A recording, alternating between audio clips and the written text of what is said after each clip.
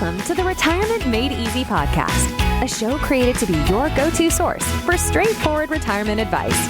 Best of all, it is presented in a language that you can understand. Here's your host, certified financial planner, Greg Gonzalez. Hey, welcome to the Retirement Made Easy podcast. I'm Greg Gonzalez. Thanks for joining me today. This is episode number 197. We're getting close to that 200 mark. We're going to make that extra special. That'll be here in a few weeks. But this episode's going to be very, very good. I've put a lot of thought and research into this one. And I get asked a question quite often. What are we missing when it comes to our retirement plan? What are we forgetting about? And some people will frame it another way. They'll say, what do most people overlook when it comes to retirement planning that really costs them? And if they would have known about this ahead of time, they would have been able to plan appropriately and therefore have a much, much more favorable outcome. So I'm going to give you on this episode 6 areas where they miss the mark. It's 6 areas that end up costing people over time, and they don't put enough value or weight into them ahead of time as they plan for retirement. But after listening to this episode today, I'm going to arm you with 6 different areas that they are not to be overlooked. They are not to brush off or say, oh, those are not going to impact me. I'm fine. So I know this episode is going to be very, very valuable for you as you think about your own retirement plan. Now, before we get into today's content, I wanted to remind listeners, we have a YouTube channel called Retirement Made Easy. It's absolutely free, so you can check it out. There's a lot to learn, a lot to enjoy. All of the podcast episodes are actually on YouTube as well, but the videos really cover a lot of the questions we get, like the 3 best times to do a Roth conversion and case studies on retirement planning, like, hey, I'm 65 years old with 1.1 million saved for retirement. What does my retirement picture look like? And we actually go through a case study, a plan, where hopefully you can have a lot of takeaways and learn a lot about somebody else's plan that might be similar to yours.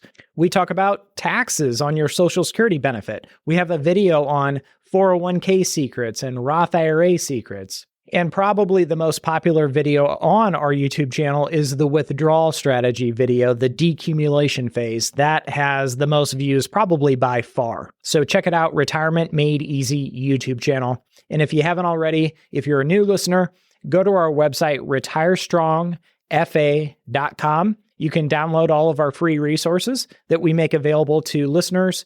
And then also, if you're interviewing a fiduciary financial planner, somebody that specializes in retirement planning, our team at Retire Strong would love to talk to you. So on the website, there's a form you can fill out, and we can start the conversation that way to see if we might be a good fit for you and vice versa. And all of this is linked below in the description, in the show notes, not only a link to our website, but also our YouTube channel where you can check everything out. All right, let's get into today's episode. So 6 areas where people miss the mark, people overlook when it comes to retirement planning, and what an impact these 6 areas can really have on your success in retirement.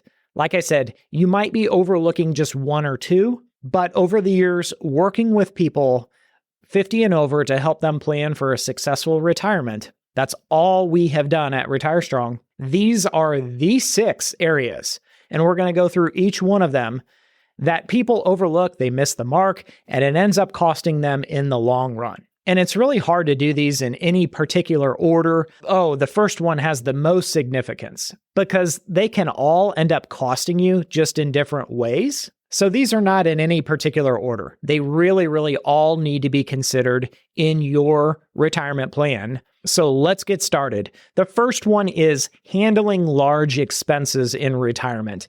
Now, oftentimes we'll have people that reach out to us after they've already been retired. So maybe they've been retired a year, maybe it's 4 years.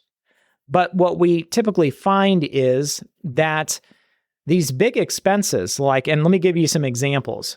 A new HVAC system, replacing a roof, siding on your home, windows. Maybe it's vacations or vehicle purchases. Big expenses like that are not regular expenses. They were often not planned for. When you have such a big, significant purchase, or maybe it's a home improvement, or like I said, a new roof. I was talking to somebody this past week that said insurance companies are changing the way that they calculate like roof replacement with hail damage and that kind of stuff. They've gotten smart, and they had some hail damage to their roof. This was a local client here in the St. Louis area. And they basically said, the insurance company said, hey, we'll give you a couple grand. And then they were going to have to come up with $17,000 to replace their roof. Or I was talking to another client that was out of state, and they were pricing siding, replacing the siding on their home. And that was going to be about 30 grand. So oftentimes we see people that don't plan ahead for these big expenses, and then they make bad decisions when it comes time to pay for such a big expense. Like, hey, they've got this $30,000 bill for siding or a roof. And the way they decide to handle such a big expense all at once ends up really, really costing them in the long run. As opposed to when you were working, a lot of people would plan ahead. And maybe what they would do is they would wait for their annual bonus, and then they would use that money for a big home improvement or something like that. Once you're retired, that big annual bonus isn't there anymore. Other people, maybe they had a company stock that was issued to them, and then they would sell a portion of that to pay for a big expense. Other people plan for big expenses by borrowing from their 401k while they were working, up to $50,000. That's the max that you could borrow from your 401k. Now, obviously, when you're retired, you can no longer borrow from your 401k because you're not actively employed and participating in the 401k. So that method is off the table completely. So we have to be smart. We have to plan ahead. If retirement is a 20, 25, 30-year journey where every day is a Saturday, there's going to be some big expenses, whether it's going to be a new vehicle purchase or a new roof, new siding, a new HVAC system. There's a lot of different things we could put in here. For some people, it'll be a new driveway. Maybe it's paying for a wedding for your daughter. You've got to figure out how you're going to plan for these big expenses down the road. And another challenge is if a new vehicle costs $40,000 today, what's it going to cost 20 years from now? And if a new roof costs 20 grand today, what's it going to cost 20 years from now? So you've got to keep that in the back of your mind too. We had a podcast listener that had emailed us at Retire Strong, and they said, would you review the retirement plan that my 401k rep provided for me? We did. We glanced at it and looked. It was very, very short, brief plan, just a couple pages, like 4 or 5 pages. And what it essentially said was he's going to live on $6,000 a month, year in and year out for the rest of his life. But there's going to be no vehicle purchases. There's going to be no vacations. I mean, that $6,000 a month that he lives on, yeah, it did go up with inflation, but there were no big ticket items in the plan whatsoever. And I just think that is not realistic whatsoever. You're going to have these big ticket expenses. We don't know when you're going to need to replace the vehicle or replace the roof or the HVAC system because no one has a crystal ball, but we do know when that day comes, it's going to be a big, big price tag. So that was kind of eye-opening to this Retirement Made Easy listener because he said, I didn't even think of that. He said, I just think of my monthly bills. I can make it pretty good on $6,000 a month. And to me, the plan seemed reasonable, but that's not how life works. $6,000 was his baseline. There were going to be some years where he would spend much, much more if he had one of these big ticket items. So that's number one, managing these big expenses in retirement. What are you going to do? And have you planned appropriately for them? And along the same lines of that is inflation. A lot of people think, oh, inflation, my costs are not going to go up that much over time. I think we all learned during the pandemic that yes, costs will go up. And it really, really opened a lot of people's eyes with not only the supply chain shortage, but how quickly costs can go up almost overnight. So your retirement plan needs to include inflation and an inflation projection with the assumption that your costs are going to continue to go up every year throughout your retirement. And like I said, COVID was a big wake-up call for most people.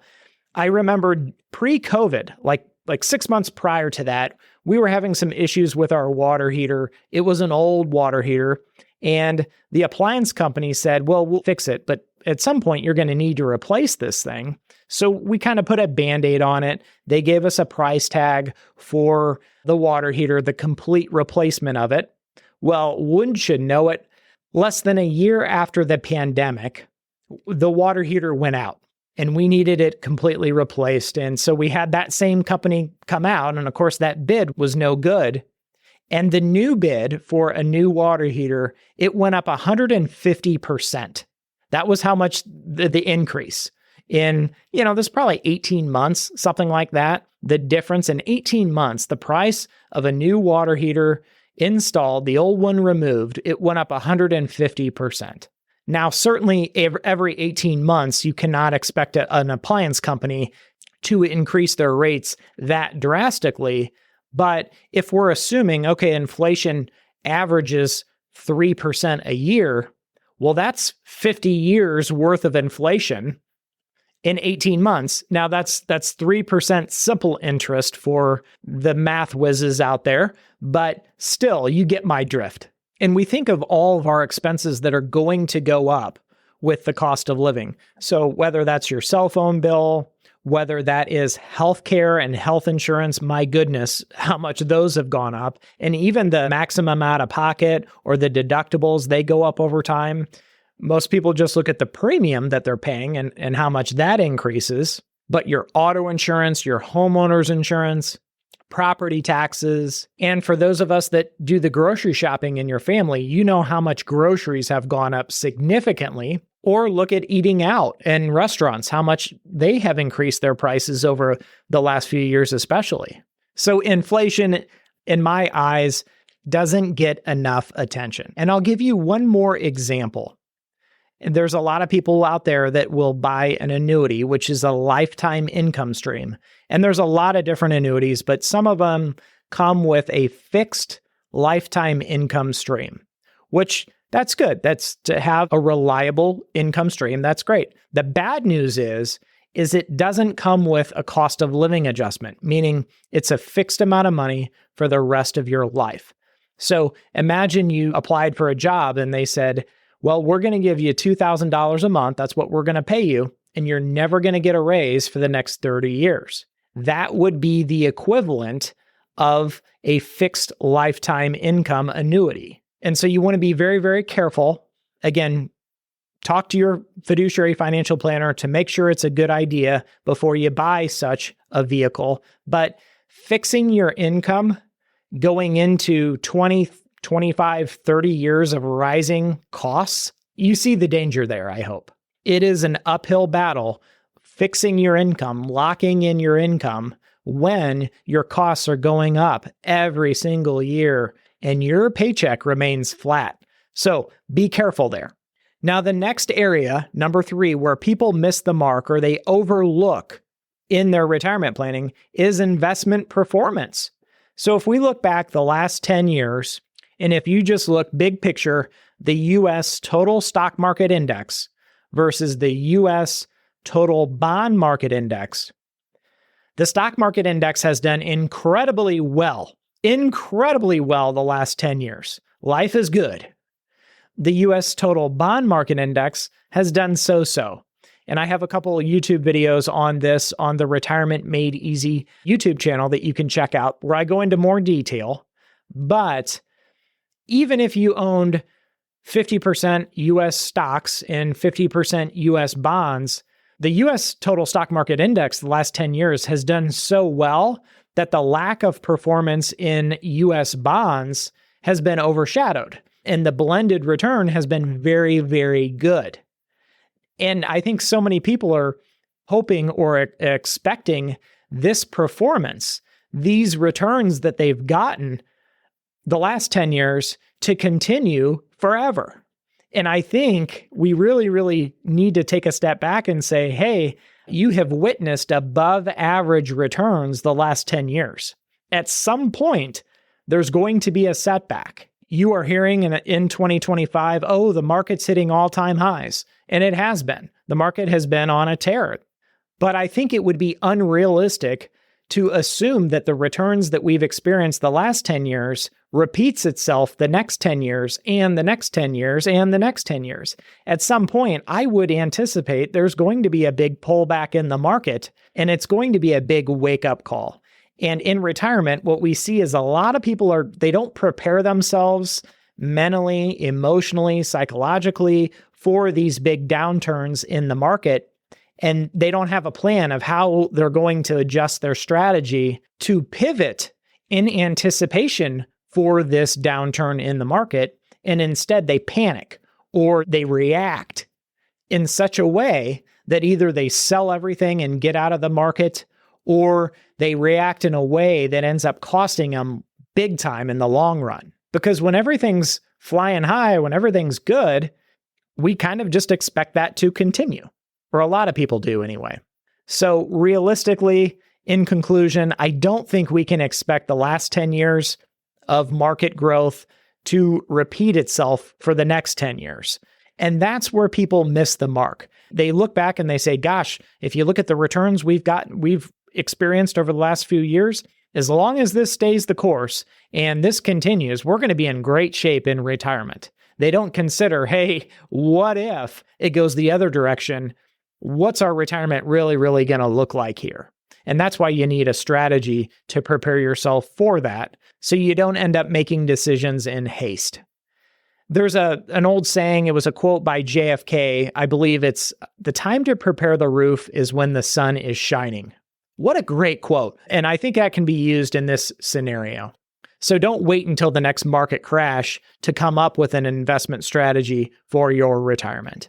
So the next area where people overlook or they forget about, they don't plan ahead for, is taxes in retirement. So your income plan or your withdrawal strategy in retirement should go hand in glove with your tax plan. And I think this is simple, but it's so important, I think, is if someone, let's say retiree 1, they have a mapped out income plan and they know what their taxes are going to be. So they have a very consistent tax bill throughout their retirement, and it's very reasonable. Versus person number 2 that says, well, everybody's got to pay taxes. I'll just kind of take money here and there, and at the end of the day, I'll pay whatever I got to pay. That person, they would have peaks and valleys as far as taxes. In some years, they may pay way more than they need to, and other years they pay next to nothing in taxes. And then comes the magic year where required minimum distributions kick in, which is the year that you have to start taking withdrawals out of your pre-tax 401ks, 403bs, traditional IRAs, and that is a ticking time bomb as far as taxes. At that point, that required minimum distribution is going to be with you for the rest of your life, because unless you can find a way to time travel and become younger, there's no way to get out of that required minimum distribution. And just to give you an example, to paint a picture, we were reviewing an income tax return for a prospective client, and this has been several years ago, and they were working with a financial advisor who didn't really make it a point of emphasis to look at taxes, I guess is the best way you could put it. And in looking at their tax return from the year before, they were retired, and we asked them, we said, we noticed on your tax return, you chose not to do a Roth conversion last year. You could have done a Roth conversion, and I think the amount was $13,000 or $14,000. And the advantage of that is they could have done the Roth conversion and paid zero income taxes, like none, state or federal. And we asked them if that was something that was discussed or recommended from their current provider, and they said no. So when we're talking about tax planning and income planning, a lot of times Roth conversions are a part of that. And all a Roth conversion means is taking money out of your pre-tax bucket, your 401k, 403b, traditional IRAs, paying the taxes on it, and then moving the money over to your Roth IRA or Roth 401k, where it can grow tax-free for the rest of your life. And one of the beautiful things about the Roth IRAs and now Roth 401ks is required minimum distributions are not included. They do not apply. So the government never forces you to take withdrawals out of that tax-free Roth IRA or Roth 401k. Now, two more areas where people miss in retirement, they overlook. The next one is healthcare planning. Healthcare and taxes are going to be two of your biggest expenses in retirement, if not the biggest expenses in retirement. And we need to really figure out healthcare. Healthcare expenses are going to continue to go up and up and up.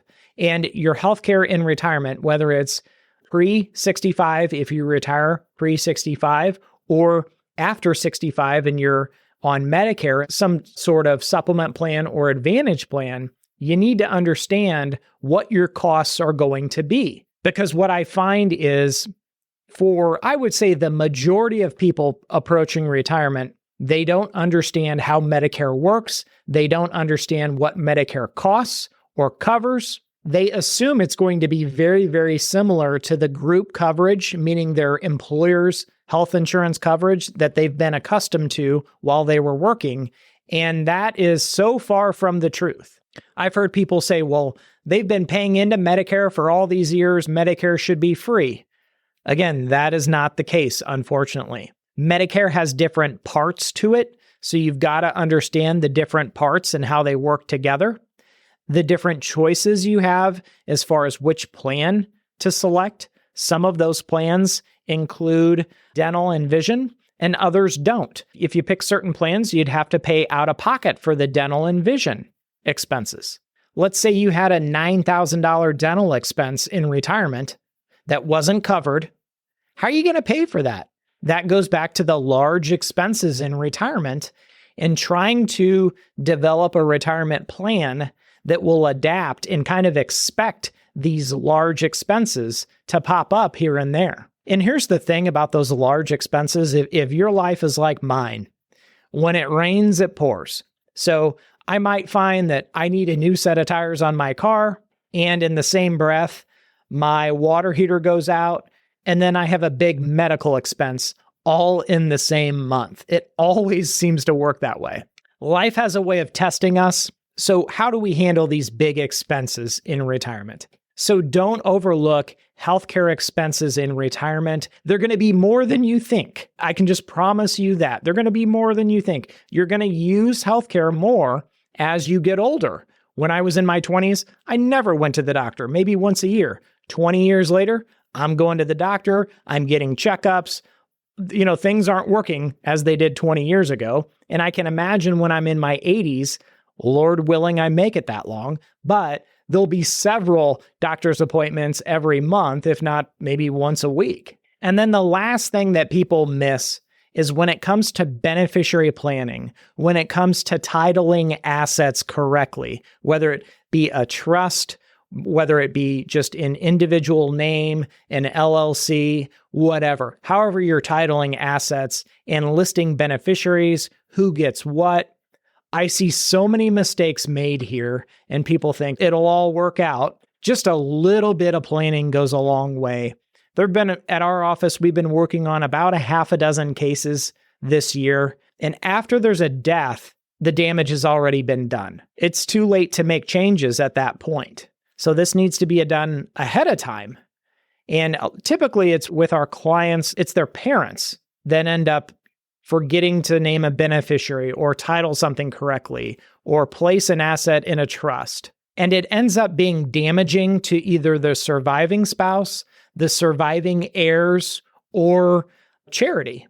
And what I mean by damaging, well, it's disruptive to their lives. There's taxes that were unnecessary, fees like probate fees that were unnecessary. And really what it comes down to is the unintended consequences of failing to plan.